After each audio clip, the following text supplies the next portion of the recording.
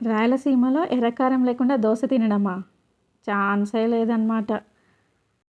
దోసకి పైన ఎర్రకారం పట్టించేసి, కొద్దిగా పప్పుల పొడి చల్లుకొనేసి, అలా చట్నీలో అద్దుకొని తింటూ ఉంటుంటే చూడండి సూపర్‌గా ఉంటుందనమాట. మరి ఎర్రకారం ఎలా చేయాలో చూసేద్దామా?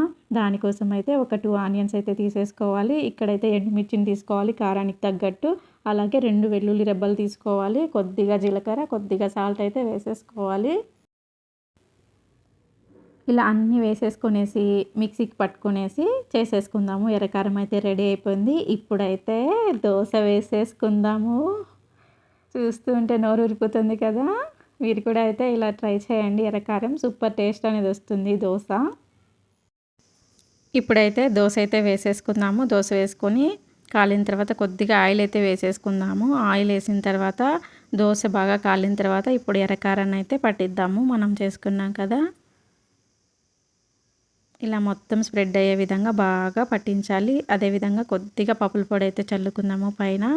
అంతే అండి, రెడీ అయిపోయింది. ఈ వీడియో కనుక నచ్చినట్లయితే లైక్ చేయండి. మరిన్ని వీడియోస్ కోసం అయితే సబ్స్క్రైబ్ అయితే చేసుకోండి. Thanks for watching.